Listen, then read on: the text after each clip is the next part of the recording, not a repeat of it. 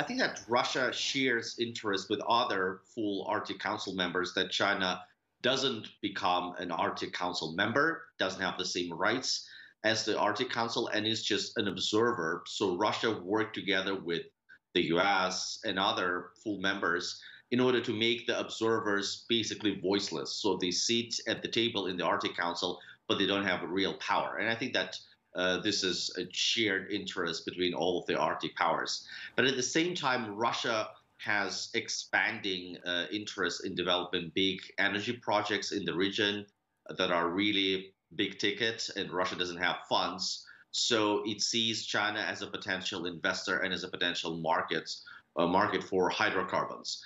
We've seen China entering two major LNG producing projects, Yamal and Arctic LNG 2.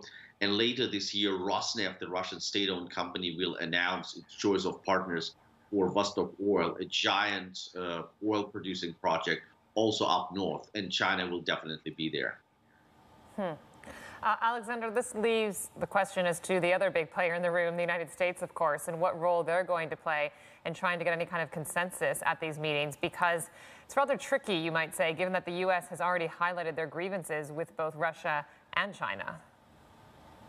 I think that the grievances are mutual on the Russian side. It's always that Secretary Blinken talks about Russia moving troops aggressively and rebuilding the old Soviet military infrastructure. And then Russia isn't happy about joint activities of NATO partners in the Arctic, and both sides point fingers at each other and claim that the other party is militarizing the Arctic, not us.